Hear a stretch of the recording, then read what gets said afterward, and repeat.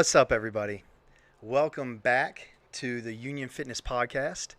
For those of you who don't know me, I'm Curtis Miller. I am the Director of Customer Engagement and Personal Training here at Union Fitness. To my right, to your left, is Jared. Jared, if you come in between 5 and 7 a.m., you've seen him at the front desk. Drinking coffee, looking tired. Jared's our resident physical therapist here at Union Fitness.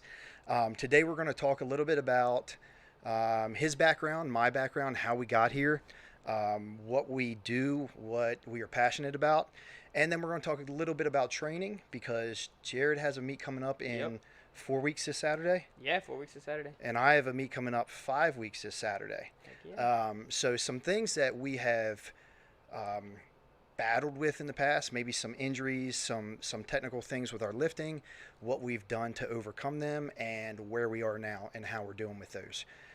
So first, I'm going to give it to Jared. Jared's going to talk a little bit about himself, and you know, we're going to have some fun. Sounds good to me. So, as he said, I'm Jared. I'm a physical therapist. I wasn't always a physical therapist. So I actually have a background in biology. I was a super big animal nerd for a while. And then I've always been interested in lifting, and I think that's always kept me interested in how the human body works in general. And so when I was in undergrad, I was interested in PT, got turned away from Slippery Rock's program actually, and thought I was going to go study great white sharks in South Africa for a while. And then I applied again my senior year and got in at Wingate, and so Nice. Then the rest is history there. But yeah, so my dad actually used to be a competitive powerlifter, and used to do all the gear and everything. You know? Oh yeah, old school. Yeah. Oh yeah. Yeah, they'd always go into his buddy's garage and start training. So I've been around lifting my whole life, and I was always interested in it. I always wanted to be the biggest, baddest dude, and obviously I'm not. I'm 148 You're a pretty bad pounds. dude. I'm Just pretty so you little. guys know, Jared's 150. Competes at, what's the class? I don't even know the class down there. 148? Yeah, it's double digits, man. 67 and a half kilos is double digits. Yeah, Is little. Jared's ridiculously strong. He has a 600-pound deadlift at 150 pounds. So, he's a real deal. Yeah, so I've been around it my whole life, and I was bored in grad school and looking for something to spend my time in. So I signed up for a meet, didn't train for it, went and took second place and did pretty well, and figured Nice. might as well. So I just kind of ran with it from there. Cool. Outside of that, I've competed in arm wrestling. Show everybody. Show them. Seriously, show them. Which one? One of these? Look at that thing. I think they're different sizes. Yeah. Just so you guys know, Jared and I arm wrestled one day, right? Didn't we arm wrestle? I don't know, did we? No, you wouldn't do it. You wouldn't do it. I arm wrestled one of my clients who's a 19-year-old college student here at Pitt, and he demolished me, right? And he was like, "You have no technique." Of course I don't. I just used to arm wrestle at the lunch table at school. You know what I mean? Everybody did. Yeah, like it's everybody. the one sport everybody's done. Yeah, I grew up in the country. We don't even know what technique is. We can't spell technique. And Jared was like, "Dude, you got to," he showed me how to get leverage and everything. And I was like, "Dude, I'm not even trying you. I don't even need that. I got a bench press tomorrow. I don't want my elbow hurting." But yeah, there's a lot that goes with it. So Yeah, and I got my butt kicked. yeah, all right, yeah. That I mean, I happens. did good in the amateur division, but yeah, I trained with a guy who actually did it professionally, and it was I'm pretty sure he just drank water and ate pizza while we arm wrestled. Was his one arm ridiculously bigger than the Both other? of his arms were ridiculously big. He was super strong, dude. Yeah. But yeah, so I got into that, thanks. But yeah, physical therapy is kind of my passion. I love helping strength athletes. It's one of my favorite things. It's Awesome. I think an underserved population. It's becoming more popular now. Mm-hmm. I think CrossFit's done a lot to change that. And, Yeah, sure. brought a lot of healthcare into strength sports. Mm-hmm. But because I've just been around it my whole life, I've been super interested in it. So being able to work at this gym and then work with elite level strength athletes like yourself has just been awesome for me to just as learn and help people out. So Sure. yeah. Now, we were talking about, I think we mentioned this the other day. There was a post on Instagram, and it was from Squat University. If you guys are into lifting or training at all, and you're on Instagram, which most of you are, follow Squat University, and I forget his name. Aaron Horschig. Is that okay? I don't know if I pronounced it right. So, Okay. But But great dude and extremely intelligent, right? I've learned a lot from him. But one thing that he said was, basically the relationship between strength and conditioning coaches and physical therapists needs to increase. Oh, heck Basically, yeah. there needs to be more of that instead Definitely. of hey, you're a physical therapist. I'm a strength and conditioning coach. I don't believe in what you do. You think we lift too heavy. I think you guys do sets of 15 with a resistance band for everything, Mm-hmm. right? And then you have chiropractors, right? Which they all have a purpose, right? And it's such a ego thing, with most professionals. It seems Yeah. like I could Nobody be wants to wrong, help anybody out. but things that you have helped me with, I have passed them along.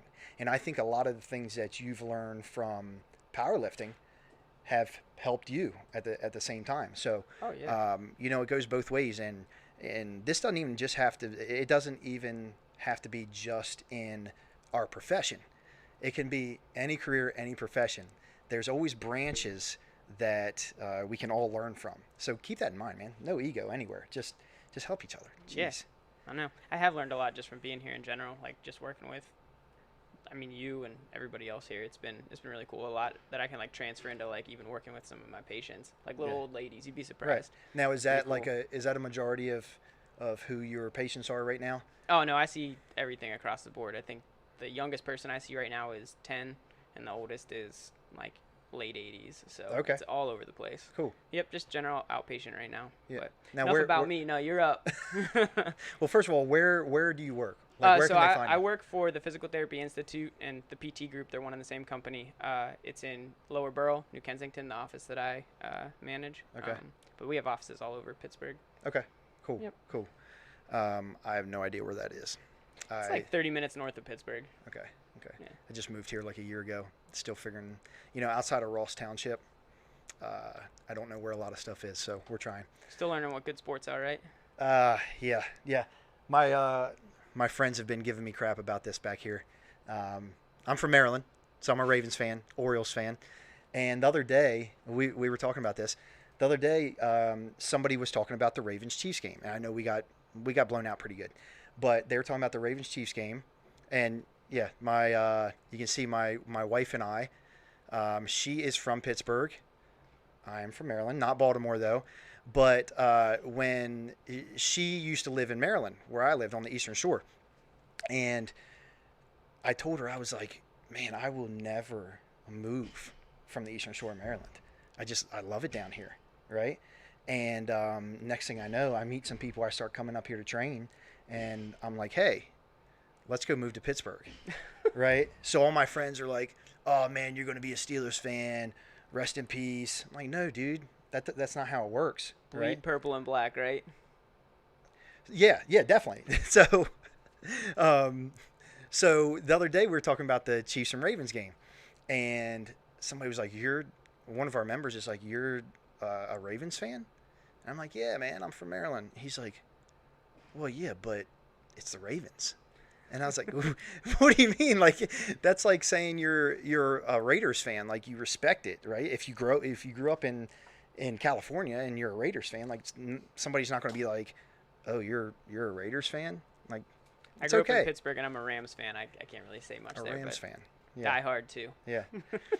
So anyway, like I said, I grew up on the Eastern Shore of Maryland, and I had been competitively lifting for a few years, and I met some people up here, and we were traveling up to visit Liz's family, my wife, for Christmas, and or any holiday, and we would just stop in here and train with all the group that was here.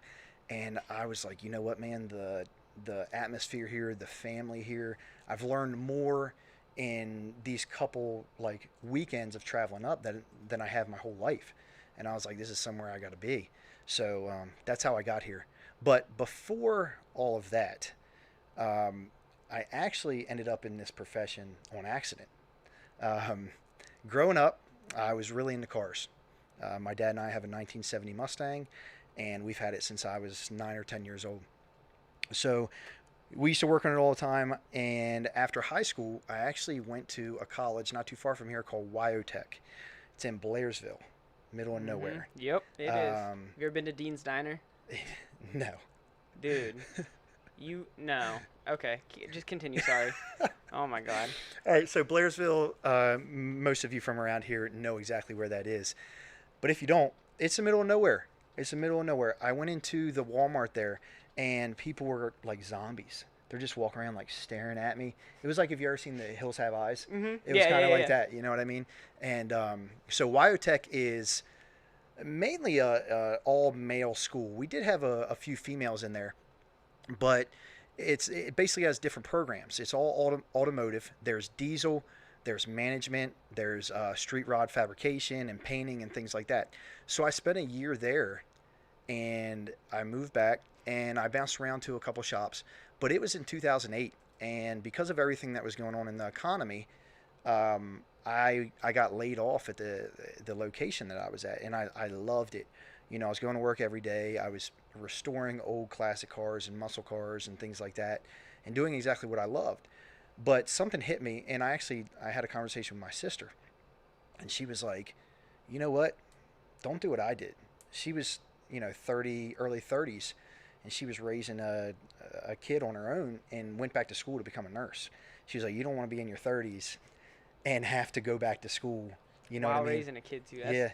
good for her. She was like, "So if you're thinking about doing something, do it." And it was during that time that one of my good friends asked me to go to the gym with him because I was laid off. Mhm. I didn't have anything to do. And he was like, "Come in the gym." I was like, "Dude, I have no idea what to do in a gym. I had never really lifted in my life, and I was 18 years old." And he was like, "That's cool. We're just going to go in and bench, naturally." So we walk in there, and my old history teacher, Mr. Joseph, he was also the football coach, and he always used to just call me Miller, you know. And he was cool, but he always picked on me. So I walk in. Because you played soccer. It was because I played soccer. Yeah. Yeah. They hated soccer guys. You never know looking at you now. I probably can't even kick a ball anymore. Staring at me. So I walk in, and I was 145, 150 pounds soaking wet. Welcome, friend. I was half the size Jared was. You know, Jared has muscle. I didn't. And I walk in. He goes, "Miller, what do you think you're doing here? Are you lost or something?" And I didn't know what to say. I was so embarrassed, right? The whole football team was there, and it was guys that I knew. Mm-hmm. And I just go over and I start warming up on the bench press, and I may have benched like 160 or something like that. And I just kept going back, and I kept going back, and I was like, you know what, man? Like, hey, this is getting me through a challenging time in my life. I think my girlfriend at the time just like broke up with me for my friend too. So like, Yikes. that was on top of that. That ain't good. So then like a month later, my friend Trey, who actually got me into the gym, was in a really bad car accident. And he was in the hospital for a long, long time. And I just remember going to see him in the hospital, and I was so devastated. And I just told myself, I was like, if anything, you're not quitting at the gym for him. Yeah. You know what I mean? Sure. So I just kept going back every single day, and I fell in love with it. Not only did I fall in love with the process, but I met new friends, and I had people coming up that wanted to work with me, and that, trusted me and wanted my advice. And I hardly knew anything, right? Yeah. But for some reason, they believed in me. And I was like, dude, I love this. Yeah. This is it. That's cool. So, I was like, you know what? I'm going to go back to school. So at 20 years old, 19 or 20, I went back to school, got a degree in exercise physiology, found powerlifting, and the rest is history. That's how we're awesome. Here. Yeah. That's awesome. So it doesn't really matter how long it takes, or it doesn't really matter the road that you take, just as long as you find what you're passionate about. Yeah. You know what I mean? Yeah. I hope everybody gets to You only experience get one that. shot at this thing. Yeah, for sure. For sure.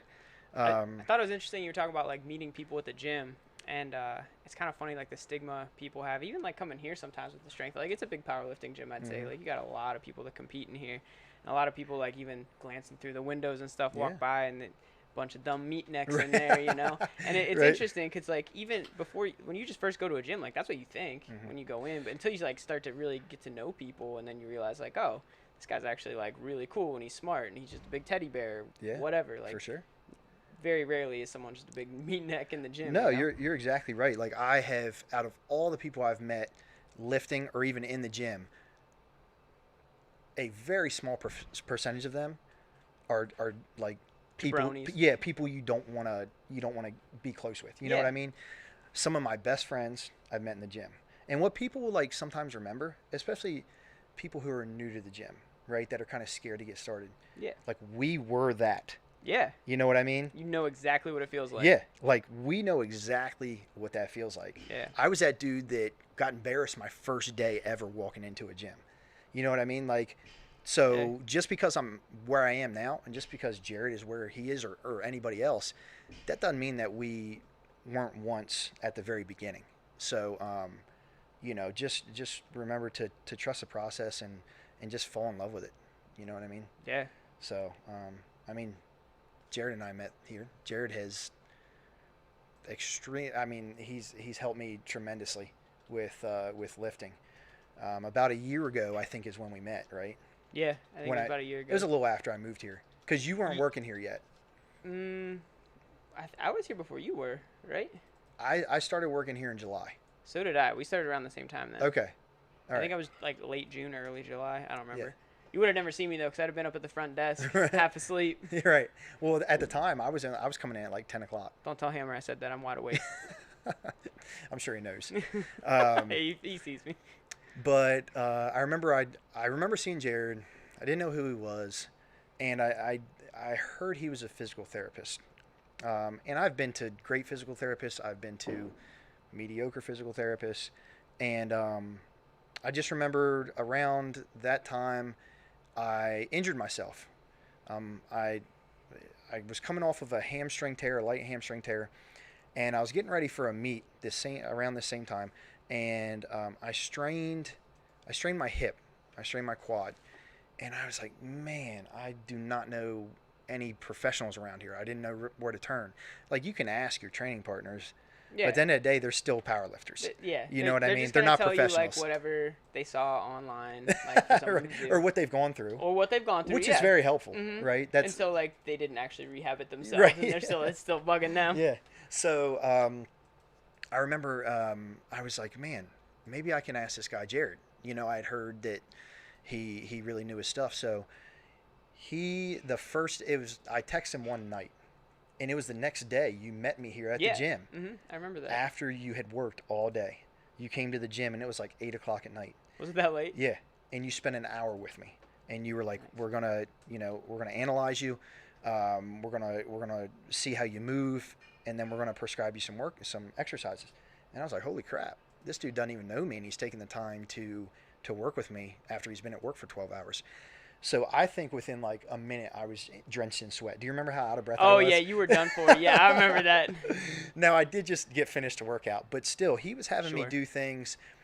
He was having me hold squat positions for like 2 minutes at a time, which I'd never really done. And come to find out, my hips were extremely weak. My glutes were extremely weak.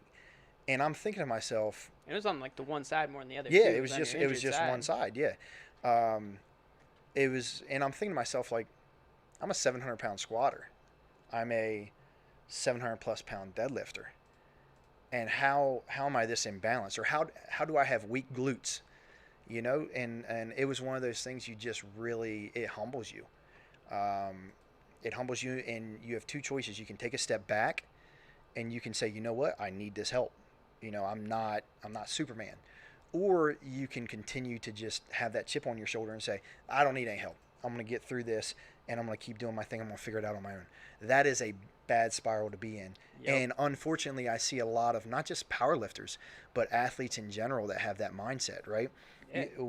We think that, you know, we're extremely good at what we do, that we can figure things out on our own instead of taking a step back, understanding that there's a problem and analyzing it. Yeah, I mean, if you don't like take the time to help yourself, you're gonna wind up like those old dudes who complain about all the injuries they had from all their lifting. Because Right. I mean that's how Yeah. they never treated anything. And to Yeah. be fair, they honestly didn't know any better or have access to Right, anything. So right. it's Times through were a their little different. Yeah, through their mistakes, Yeah. we learned like, oh, maybe we should take a step back and treat this stuff. And but yeah, I mean, if you don't take the time to help yourself, you're not gonna Yeah. like actually fix anything. Yeah, You're for just gonna sure. keep beating it up. Your body does a great job at compensating until something gives. Yeah, definitely.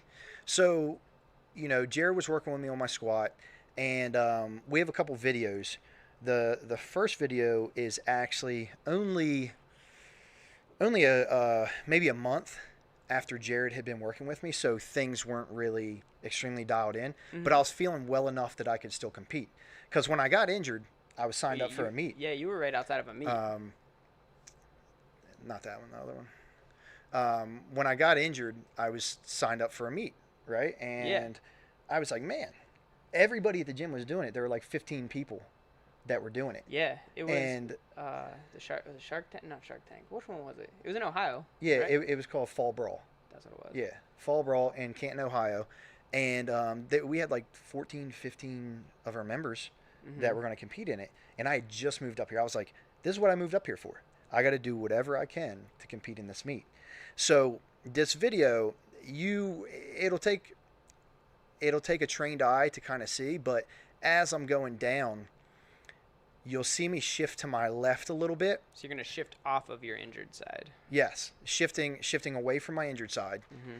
and then I drive off back towards the injured side once I'm coming up out of the bottom. So I shift to my left a little bit right there, and then as I'm coming up, I drive to the right. So it's hard to see, right? But these are things that, as a competitive lifter, the more you are pushing yourself, you have to address. Yeah, I mean, you can really hurt yourself if Yeah. you Yeah, overload definitely. one side.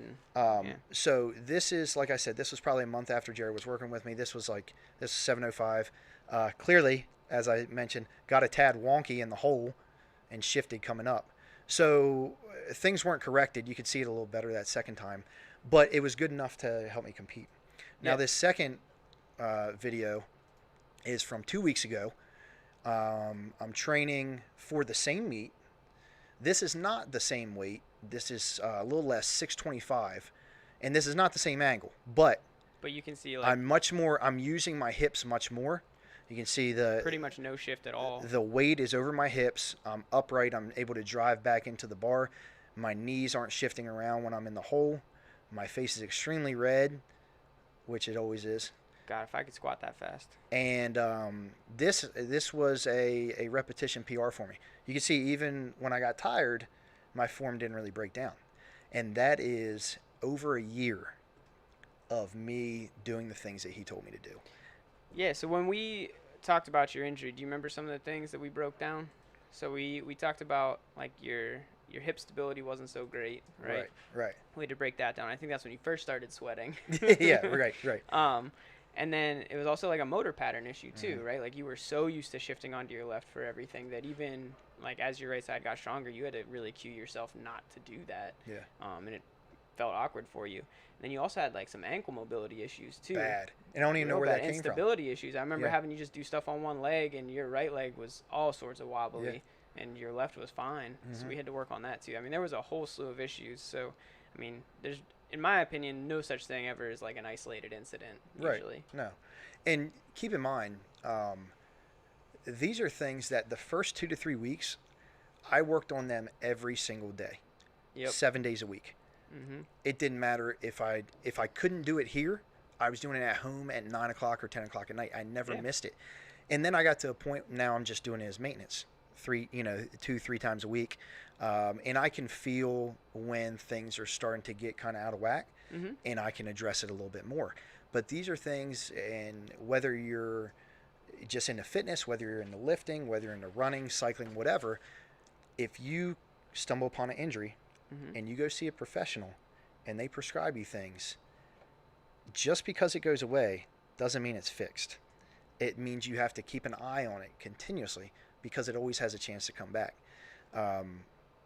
And it's one of those things that takes a long, long time, more time than people think and people want. But if you want to continue to do these things, you gotta understand that this is what comes with the territory. Yeah, and a big part of that too, like the longer you have an injury, the longer it takes to get better from it. Like for example, I had a really bad like hip bursitis issue. It was like a tendonitis.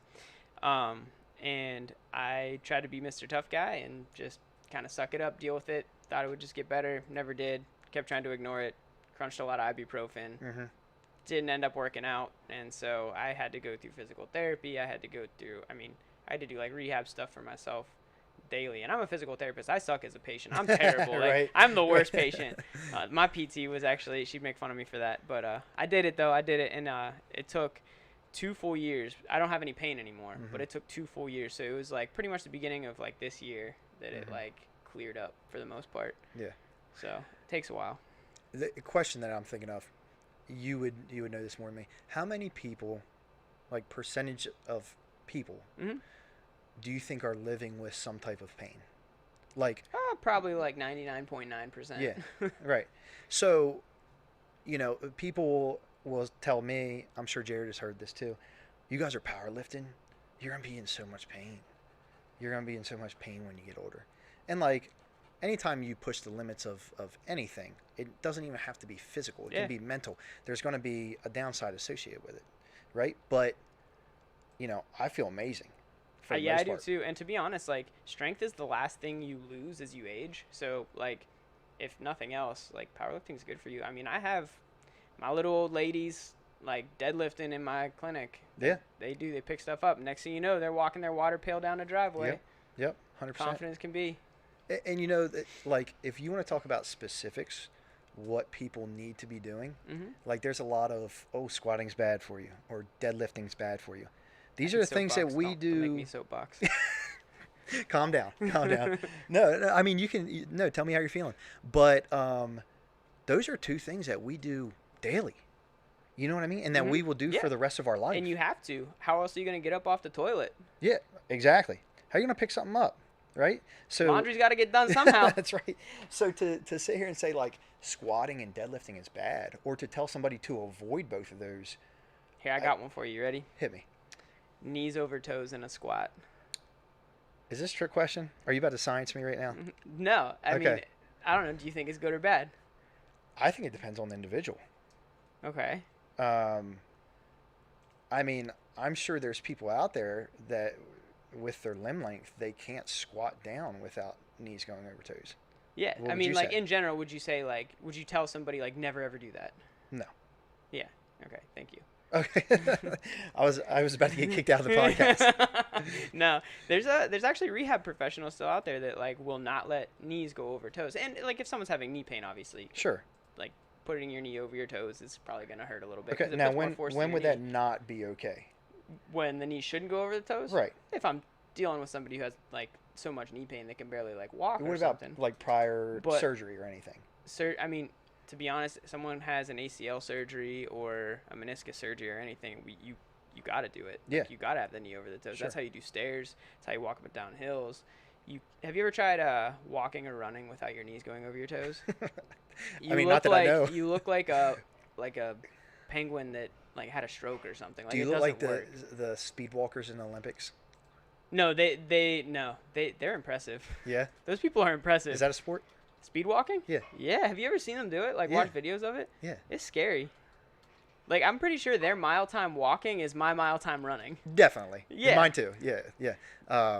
But yeah, so like knees over toes in a squat, like it's actually like not bad for you at all, and that's like your quads are meant for that. So why is that such a misconception?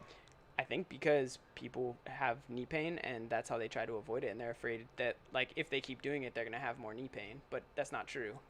So then, do you think there are still professionals that preach that, and then if they go to teach it, let's say they teach a squat to somebody, right?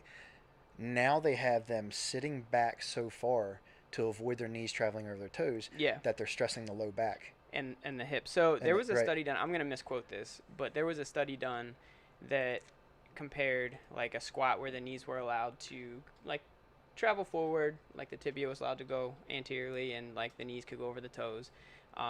And they compared that to a squat where the shin had to stay vertical and they had to sit backwards, and it was like I think the forces were like 1,020 times more in the hip when Really? you had to sit back Mhm. compared to only like 100 sometimes more when you let your knees go forward. So Mhm. like the amount of forces experienced in the hip were tenfold what they would be in the knees if like you didn't let your knees go forward. If you let your knees go forward, they're like more evenly distributed. Plus Right. you get more pop out of your quads anyway if you're squatting. But it's not bad for you.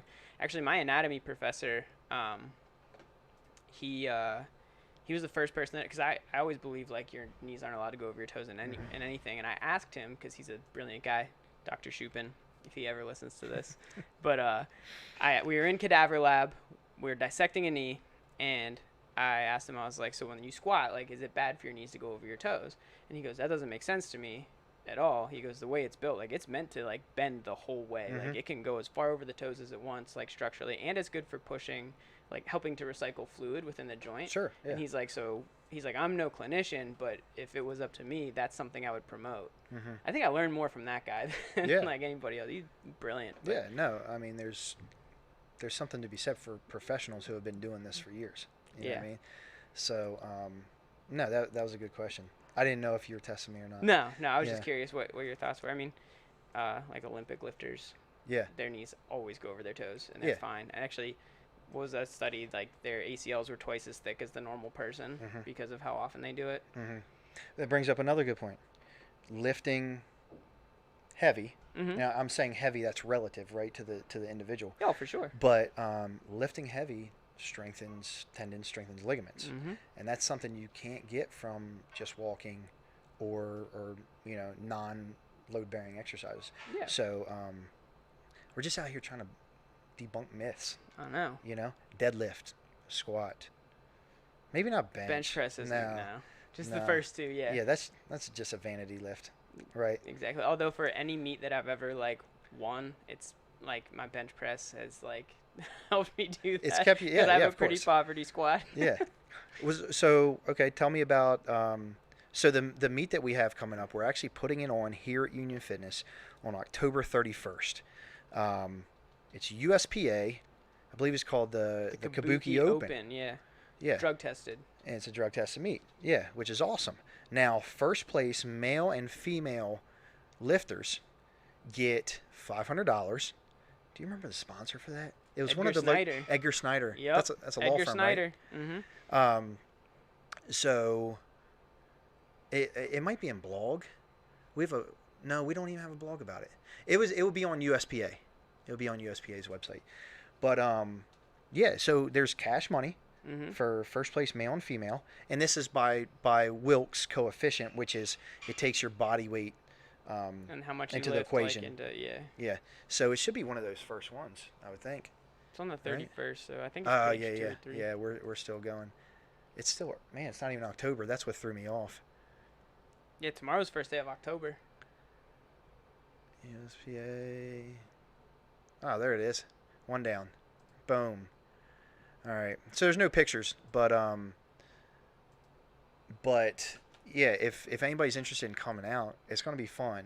We're going to have a tent outside. There's going to be 60 lifters, and be an all-day event. 10 outside. The platform.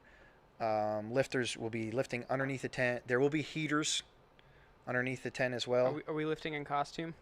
Somebody asked me that yesterday, and I said no, and they were like, "What? What do you mean?" Well, you have to be able to tell if you're parallel or tell if the bar is I have locked a out. green Power Ranger morph suit, man. I mean, that would be acceptable, but like, could I you hope imagine so. some of these big costumes that you can't even tell if the person lifted the weight? Like I mean, you just can see have the. costumes within reason, right? Yeah, you could, but that's not on me. Maybe I'll be dressed up, right? I won't be lifting, but Good, I don't want to lose.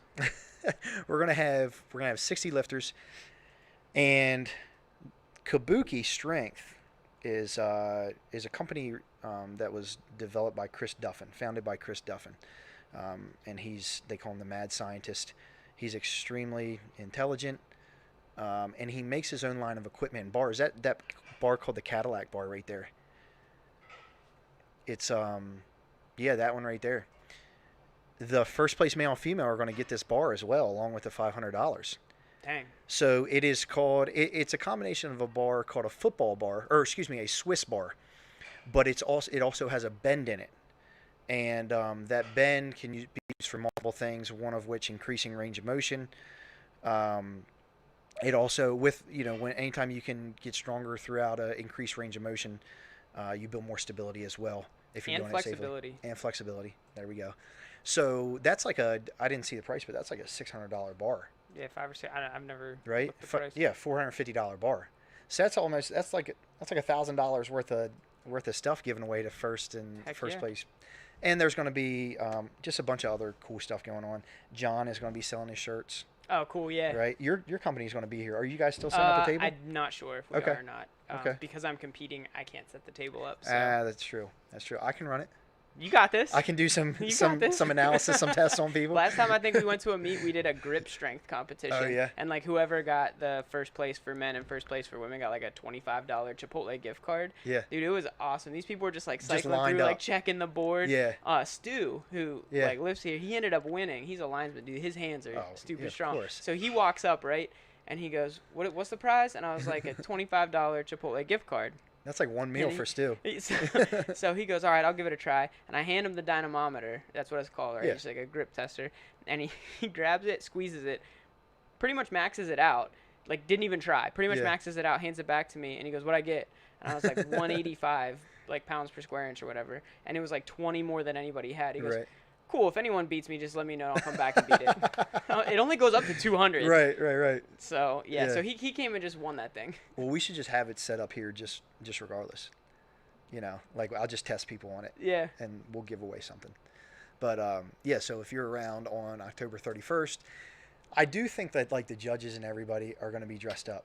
That'd be fun. I think Doug wants to have like some lights, maybe even some smoke, maybe Spooky stuff. some cobwebs, maybe some real cobwebs. We'll find Can some you just, actual like, spiders. Bust out of the gym with a chainsaw?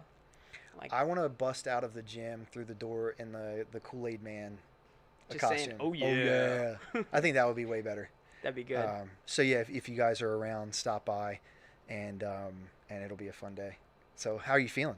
I feel good right now. Yeah. I did like I was supposed to do nationals and decided to drop out of it because of COVID stuff. I see some pretty compromised people, so I didn't want to. There weren't a lot of restrictions that I could tell, and I didn't want to risk anything. Mm-hmm. So I dropped out of nationals. Was prepping for a meet, so I decided to do a mock meet. Did it in an hour and a half. And so I like PR'd my squat, bench wasn't so great, and deadlift wasn't like what I wanted, but it was fun, and I figured like, I'm doing pretty good, and then you convinced me to do the kabuki, so I just signed up for it because I don't think I'm going to be able to do a meet for a while Right. afterwards, just like wedding planning and stuff. So so signed up for it. I feel good. My deadlift feels real good right now. Good. Yeah, real smooth. But we all know wedding planning is way more important than a meet, right? Yeah. So that's priority. Calling caterers right now. All right. There's a lot that goes into it, but no, it's fun. It's really fun. Well, how are you feeling for your meet prep? Yeah, I feel good. Yeah. I feel good. Yeah. I'm in a good place. I feel like for the first time since I moved up here, I've found my groove and kind of found myself. You know, like quarantine was good for me. Yeah. As I'm sure it was with a a lot of people, right? It forced me to step away from things. Yeah. I stepped away from training. I didn't touch a barbell for 2 months. Yeah, same. And that was the first time I had ever done that. I've done that in 12 years anyway. And I sat down, my wife and I, we were talking about some things that we just really wanted to start focusing on going forward. Life stuff, finances. We decided to get married during the middle of the whole thing. We had to take our wedding down from 100 some people to 20 people. And it was one of the best decisions we made. We got to spend it with our family. Yeah, it was that's cool. extremely intimate, and it just was perfect. So going forward, I just feel like I'm in a good place. Yeah. Got great people around me. My mind is clear and in a good place, and I'm just having fun. You know what I mean? All those things are so important when you go into a meet like that or any competition. Any it doesn't competition, matter what sport you play or whatever. Like if you have a really good mindset and like your body feels ready, like the lower your stress, the better. Yeah, and that's one of the biggest things. Like you see people, regardless of if it's powerlifting, life, whatever, they focus on. I don't know. They focus on the protein shake they're drinking. Yeah. Or they focus on the book that they're, losing sleep over just trying to read. But then they're not managing their stress. They're not getting enough sleep. They're not even drinking enough water during the day, not eating enough food or the right food, right? Those things should be well before anything specific that you're trying to do. If you have good people in your corner, you're taking care of your body, you're taking care of your mind. That's gonna propel you a long ways. So you training people, what are some of your like for anybody listening, like if you had to give them like a few basic like recommendations as like staples that they have to do outside of training to like be successful at it, like what would those things be? Yeah. So these are things that I have learned from experience because at one time I did not do.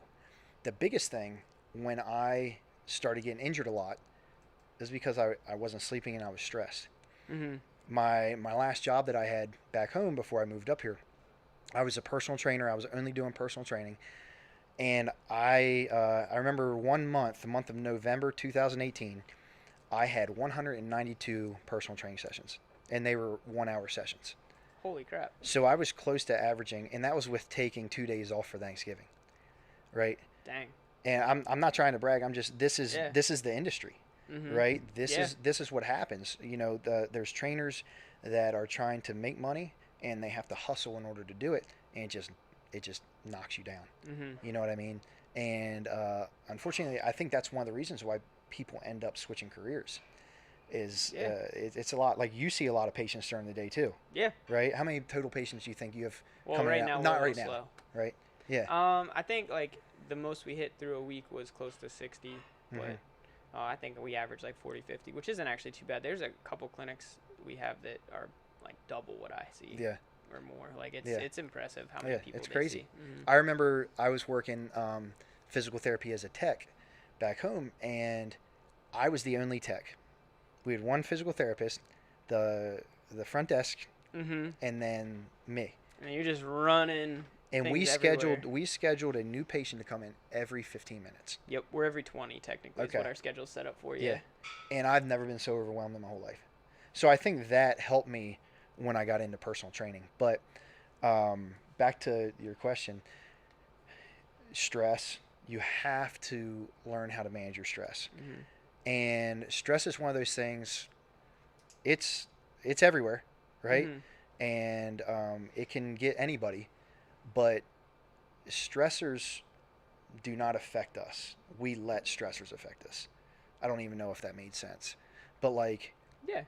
we have the choice whether they are going to or we're going to let them in Mm-hmm. and affect our lives or not, right? Yeah, it's how you It's how respond you to an how external you yes, stimulus. how you deal with it. Mhm. So learning how to manage your stress and not necessarily blaming outside sources for what you have going on in your life. So if you can take a step back, know when to rest, know what you need to do to manage that stress. So sleep, stress management. Those are two biggest things. Nutrition, right? I was eating. So like, say more about that though. Like Okay. what? Yeah. So I was eating like ham and cheese sandwiches for lunch when I was a personal trainer because I didn't have time to actually eat meals. They're still good though. Yeah, they are. And I was going home and I wasn't eating that well at home, you know, like, Mhm. and I was eating bowls of cereal every night and I wasn't getting enough It's calories. my heart, man. Cereal. I still eat cereal, but I wasn't getting enough calories for the demand that I was putting on my body, whether it was just working all day or lifting. So you have to learn what your body needs as far as nutrition. I'm different than you, Mm-hmm. right? Right now, going into a competition, I know that I need at least 4,000 calories a day. Ooh. Sometimes 5, right? I'm getting to your weight class. Come on. That sounds good. Come on up. Let's do it. But yeah, so you have to make sure you're eating enough. A majority of people that I see that are having issues, whether it's weight loss, whether it is Like not recovering. not recovering, injuries, it's because they're not eating enough of the right things. Not just eating enough in general. Anybody can eat a lot of food, Yeah. but not eating enough of the right things that your body needs. Do you have like recommendations that you give people on like basic, like you got your proteins, carbs, fats, whatever? Like, do you have your basic like recommendations for each of those? Because like, I don't know, some people look at a jar of peanut butter and go, "That's my protein for the day." Sure. I'm not a nutritionist, so I can't really give advice. And this is a day and age where a lot of people are going vegan, Yeah. and a lot of people are going vegetarian. So for those people, man, I have no idea. Kendrick Ferris, he's an Olympic weightlifter. Yep. Pretty sure he's vegan. Is he vegan or vegetarian? I thought he was vegan. Yeah, but extremely strong. I mean, yeah. Yeah. Like here's the thing. And he's not a little guy either. Right. Yeah. It can be done. But the thing that people need to understand about being vegan, being vegetarian, is that you have to put more effort towards it than when you weren't vegan or vegetarian, because the foods are so different that you have to eat a lot of the right things in order to meet your demands, in order to meet your macronutrients, right, for the day. It's insane, yeah. So for me, I'm mainly a carb guy, right? Carb and protein. My fats aren't extremely high. My fats come from meat. Yeah. You know, I one way or another I have steak every single day, and not a lot of, I should say, red meat. I have red meat every single day. I eat chicken. I eat fish. My carbohydrates come in the form of potatoes, rice, vegetables, things like that. And then, you know, during the evening I eat yogurt, Greek yogurt with fruit, you know, grapes, stuff like that. So like it's boring. It's boring, and I do it every single day. I eat the same stuff every single day, but that's what I have to do. And if you have specific goals, sometimes you gotta make the sacrifice, and that's what you gotta do. Yeah. So, you know, that's what we mean by nutrition. Hydration, and not coffee, right? like 1 cup of coffee or so a day is good, but like if you're not, you got to be drinking, you know, enough water. If you're just drinking coffee all day, chances are you're going to the bathroom all day long. Yep. And you're getting dehydrated. And I think a majority of sports injuries comes from dehydration. Well, yeah, you don't even have the same power output if you're dehydrated. Yeah. Like, you're not going to have a good session in the gym. I mean, you might one time, but usually, like, if you're dehydrated, you're not going to. You have a higher chance of injury. Like, hydration's super important. Yeah, definitely. But, so these are some things that we're going to continue to touch on. Yeah. You know, we have a bunch of topics and a bunch of ideas that we are going to address going forward. If anybody has topics or questions, send them our way. Send them our way. You can either, if you come to the gym, ask us in here. If you follow us on Instagram, hit us up there. If you don't follow us on Instagram, I am Curtis Miller SC, I believe. Curtis Miller _SC. Boom, right there. And I am Garibaldi. Where's the Baldy? My uncle used to call me Garibaldi when I was a kid. I don't know. I just like my handle for everything now. Okay. Well, you're clearly not bald. I'm no. closer than you are. You shave it, you know. Well, it's because my hairline's receding. See that? Where that glow is right there. The shine. It's all these lights in here. The shine. But if you guys have any questions or any topics, you know, we're going to be bringing you some science. We're going to be bringing you some life, some lifting, some stories, and everything in between. So, anything you want to add, Jared? No, this is fun. Yeah, this is fun. We're looking forward to keeping this going. So I'm going to work on getting maybe some Maryland stuff up in here. Some Ram stuff for sure. And that way I don't get beat up from everybody back home. You could go Aaron Donald up there. You could Pittsburgh. You could. Yeah. So thank you, everybody, and we hope to see you soon. Later.